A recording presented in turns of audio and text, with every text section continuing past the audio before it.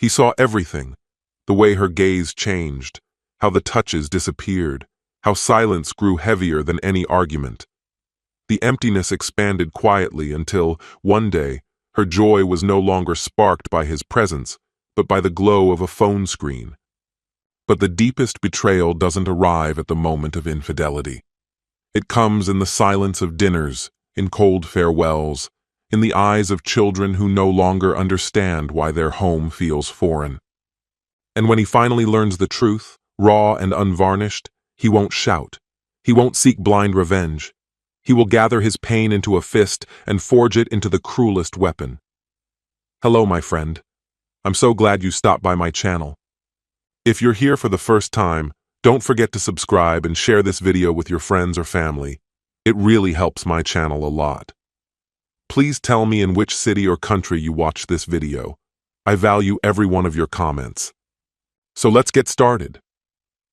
Martin had always noticed what escaped everyone else's attention. This sensitivity had shaped his entire existence. The graceful manner in which Celeste would brush hair from her face when feeling unsure, the authentic radiance that lit her features whenever he entered a room, the instinctive way she would shift closer to him during the most ordinary conversations. These details remained invisible to others, yet Martin treasured them as evidence that their connection endured. Yet gradually, these treasured signs started vanishing. Physical distance emerged initially. Celeste began moving through their kitchen as if he were simply furniture to navigate around.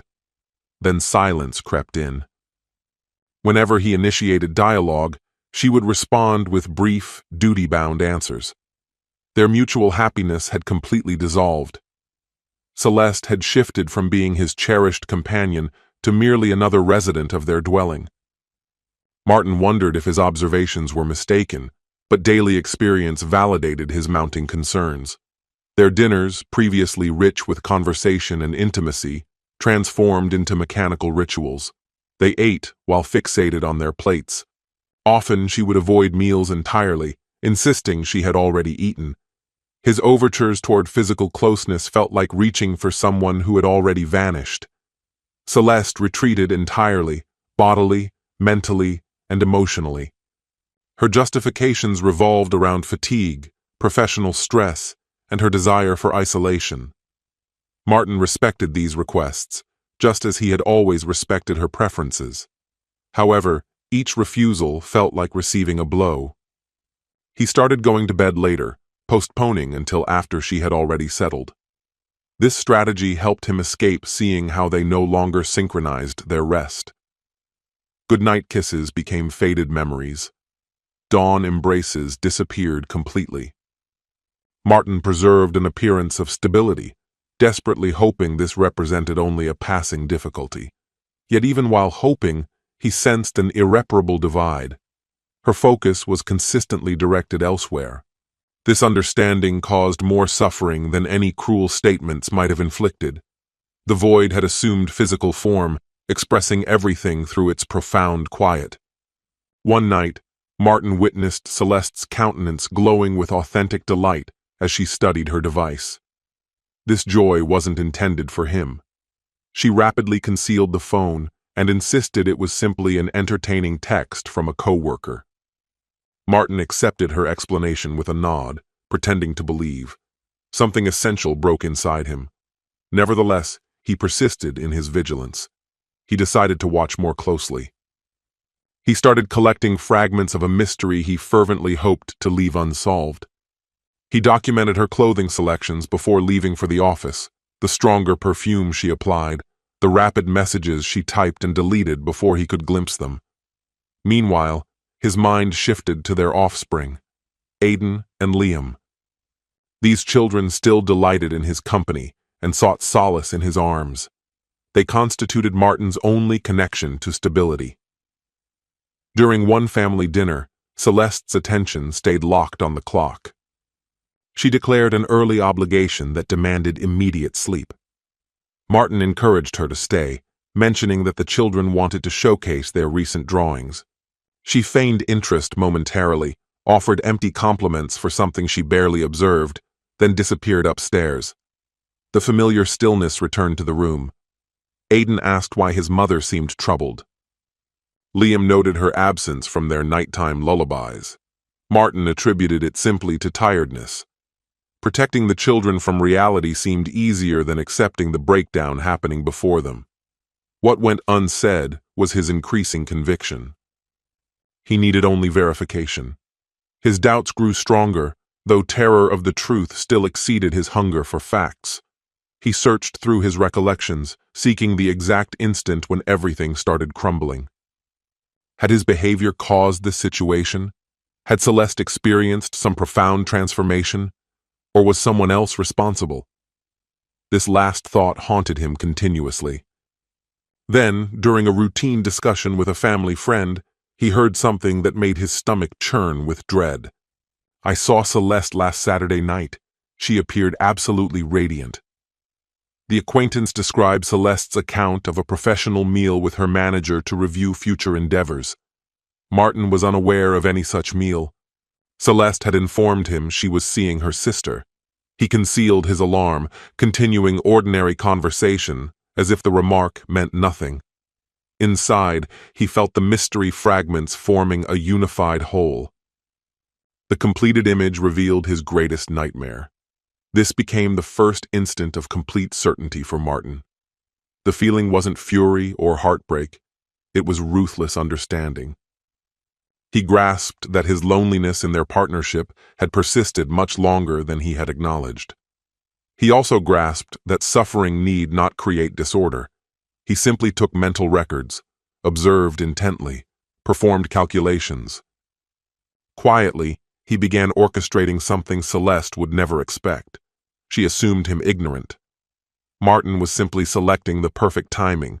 That timing was quickly arriving. From the moment Martin verified the treachery, something inside him restructured itself. He avoided yelling, interrogating, or seeking justifications. He simply retreated inward like someone withdrawing before implementing a decisive strategy. When he looked at Celeste, everything seemed like an intricate performance. Still, he preserved his equilibrium. The children's protection remained paramount. Aiden and Liam were too immature to grasp the coming disruption. For their benefit, Martin resolved to stay in command.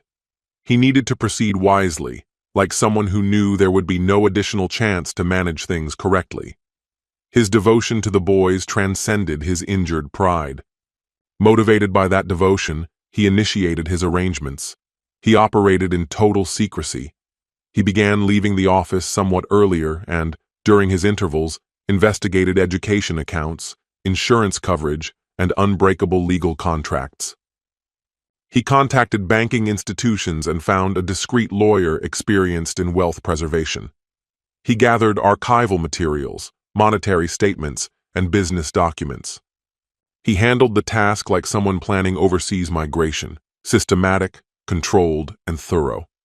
He acquired real estate appraisals, calculated his ownership portion in the firm he had founded with 2 associates, and started an internal purchase procedure using personally written provisions. He transformed his business holdings into cash without creating suspicion. Everything required advanced documentation and small-scale dealings. Nothing drew notice. He arranged a private loan against their residence and placed the funds in an account Celeste never suspected existed. The procedure resembled dismantling a bomb manually, component by component. Celeste stayed entirely oblivious. She kept acting as if she maintained authority, as if her betrayal could persist forever. She left for imaginary engagements with new justifications each week, distributed pictures of herself beaming with alleged associates, and referenced conferences Martin knew were fictional. He returned her smiles, expressed encouragement. He even brewed her morning beverage before her exits. The conduct was nearly cruel, yet necessary. Any hint of his awareness might ruin everything. He needed to safeguard what was rightfully his. More crucially, he needed to guarantee Aiden and Liam had a protected future that none of their mother's careless choices could endanger.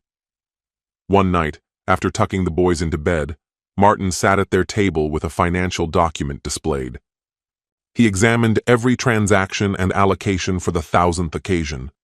The Children's Protection Fund was active.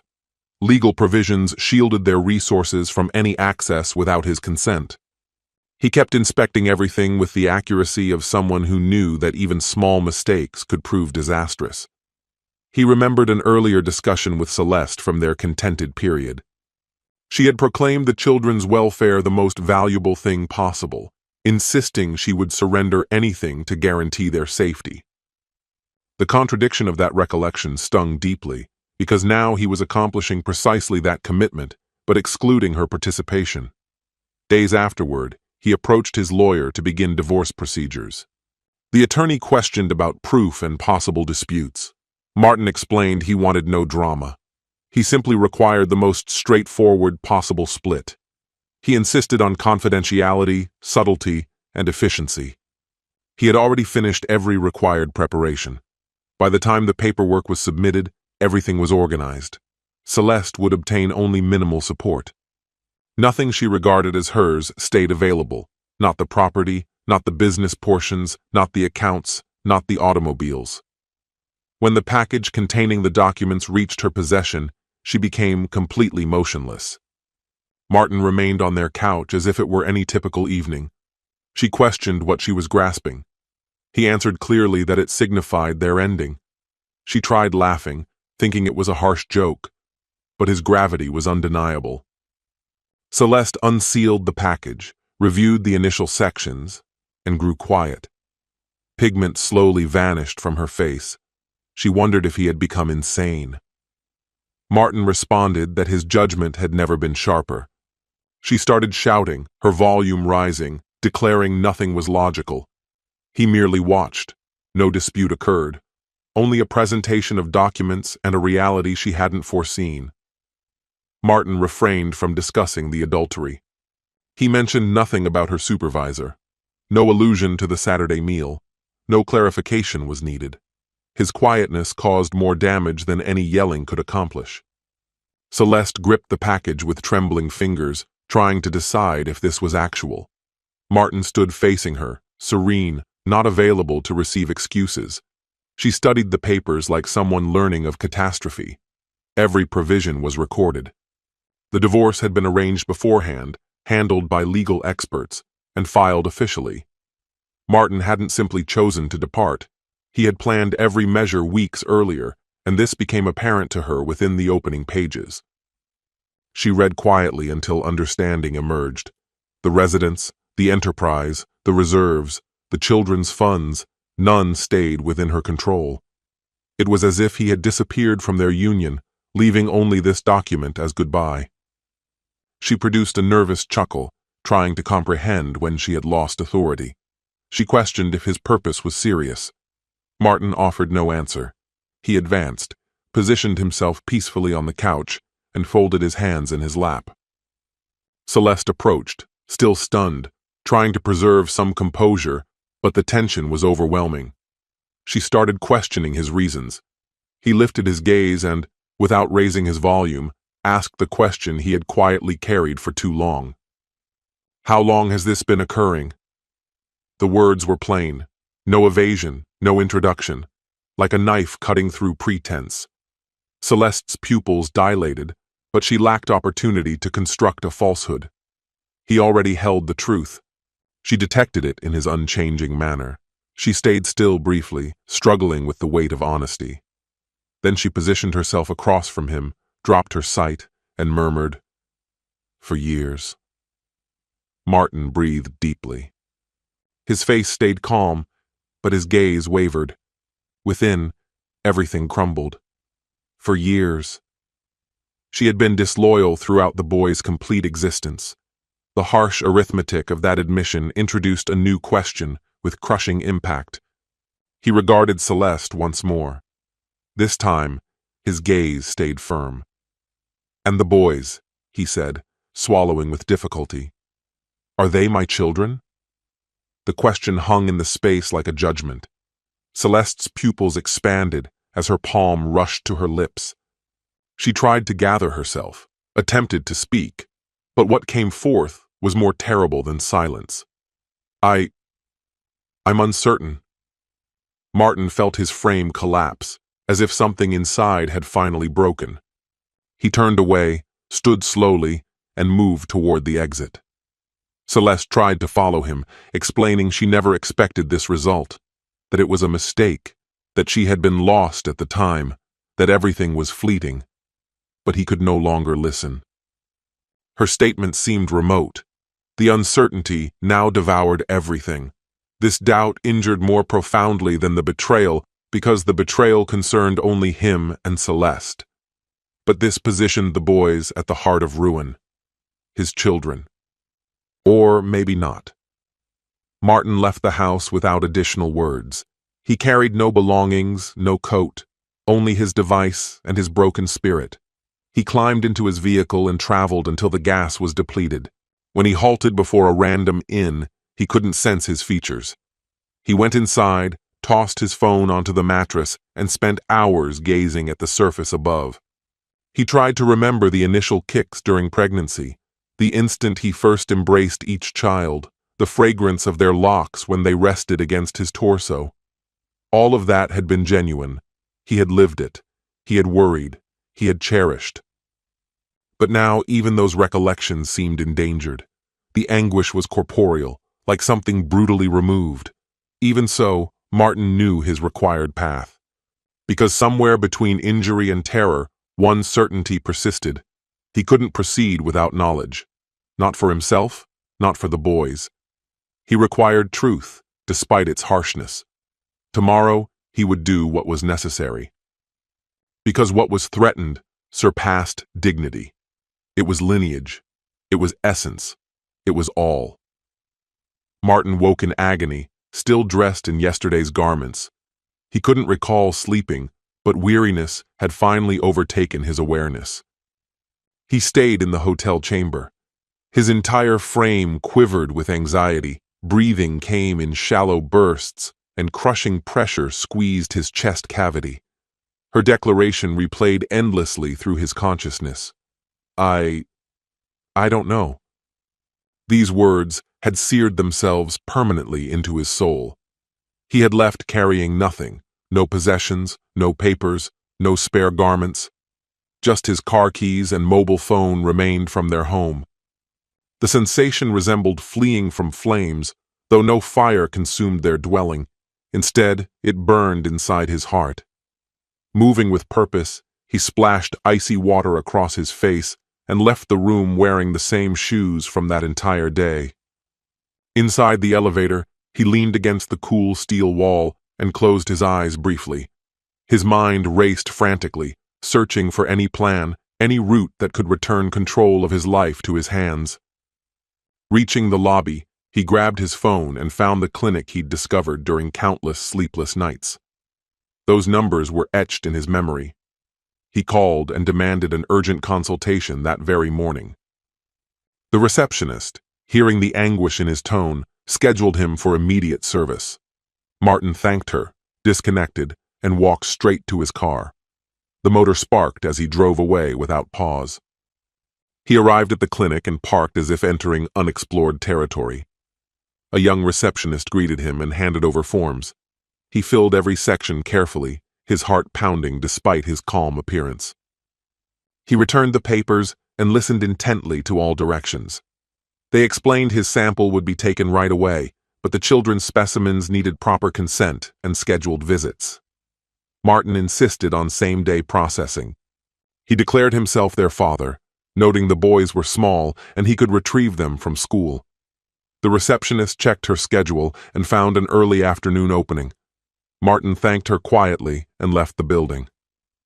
Sitting in his vehicle, he breathed slowly, gripped his device firmly, and wondered how to explain this situation to Aiden and Liam. He knew he couldn't terrify them. This had to seem like a thrilling expedition somehow. He phoned the school and arranged early pickup, citing a medical visit. The office staff knew the family and agreed instantly. He then texted Celeste, telling her he would gather the children early and handle the rest of the day. Her response came as a simple "okay," too confused to challenge him. Martin drove to school and watched them rush through the doors, their backpacks bouncing with every stride and familiar smiles brightening their expressions. As they entered the car, he greeted them cheerfully. He declared they were going for a special checkup, followed by ice cream. At the medical facility, the children behaved wonderfully.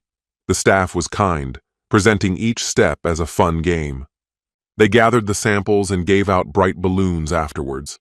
Martin thanked the technicians with a firm handshake. Back in the car, he took them to their favorite ice cream shop. He watched them argue over flavors, sharing laughs as though their world stayed perfect. Inside, Martin carried an unbearable weight. These two boys were his whole life. His love for them surpassed any pain. But the doubt was poison spreading silently. Sitting at their table, he pretended to eat, while his thoughts spun wildly. That night, after bringing the boys home, he mentioned work demands waiting for him. He hugged each child tightly, holding them longer than usual. When he returned to the hotel, the room stayed the same, dark, clinical, silent. He lay on the bed with eyes open, staring at the ceiling, unsure if he wanted sleep or to wake from this nightmare. The coming days would be an endless marathon. Waiting for results meant reliving everything with each phone ring, each time he saw the boys smile or heard them say his name. Still, it was the only way forward. He couldn't continue living with doubt eating him alive. He needed answers. He needed closure, whatever the truth revealed. Martin spent the following days like walking through a minefield blindfolded. Every text made his pulse race. Every missed call increased his worry. The wait for results was agony. He went to work, finished tasks, kept up appearances. But when he heard the children laughing in voice messages or saw their picture on his phone screen, his chest tightened. Outwardly, he stayed the person who had made every decision with certainty. Inside, he was destroyed. The man who had endured betrayal quietly, who had supported the children financially, who had left without looking back, now lived at the mercy of mail. A piece of paper held the power to change everything. That morning, when the clinic called to say the results were ready for pickup, Martin felt his hands shaking. He thanked them with a hoarse voice, grabbed his keys, and drove there without music or air conditioning. He just drove, hands clenched on the wheel, mind focused on one hope: please, let them be mine.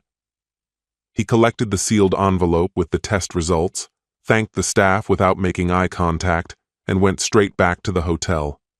He entered his room, locked the door, and sat on the bed's edge holding the envelope. He took a deep breath. For the first time in weeks, he felt real fear, not of the future, but of what this paper might take from him. He opened the envelope with shaking hands. He read it once, then again. Then he fell to his knees, sobbing uncontrollably. They were his. Aiden and Liam were his children, genetically, legally, completely his. Those typed words gave back something he thought he'd lost, the certainty that his love for his children wasn't fantasy. The truth Celeste had almost destroyed with suspicion was rebuilding itself, though not without lasting scars. Martin cried like never before. The person who had stayed calm while signing divorce papers, who had hidden his pain behind strategic actions, who had protected every move with logic, broke down entirely.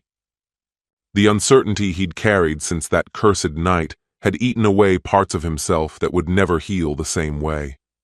That cruelty, planting such terrible doubt about his own children, cut the deepest.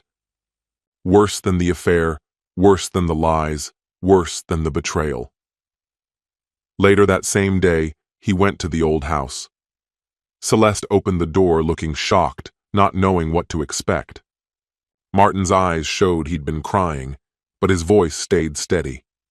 He asked to talk privately, and when they sat down, he pulled the report from its envelope and put it on the table. He told her he'd done the test because he needed peace, having spent days questioning if maybe nothing he'd shared with the boys was real. Then he looked at Celeste like never before. "You are evil, Celeste," he said calmly. "Because evil isn't just about cheating. Evil means planting doubt so vicious it could have destroyed who I am. What if the results were different? Did you think about that? What it would have done to me? To the children? She tried to speak, but he cut her off. You cheated and I accepted it. You lied and I left quietly. But this was wicked.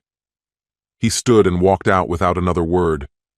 That conversation ended their last tie. From then on, he focused only on the boys. Months went by. The children stayed with Celeste by court order and his choice. He didn't want to create more chaos than they'd already faced. But he rented an apartment a few blocks away. He picked up Aiden and Liam almost every day for park trips, school events, movie dates. He seized every chance to be both father and safe harbor.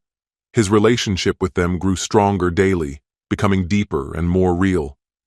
What Celeste had broken in the marriage, Martin rebuilt through dedication to his sons. Despite his wounded heart, he chose life without bitterness. His love for the boys was greater than any hurt. Now he had proof that this love truly was his core. Because they were his. They had always been his. This story has come to an end. What's your opinion? Share it in the comments, my friend. And if you like this story, check out other exciting videos on my channel. I'll say goodbye until the next video. See you.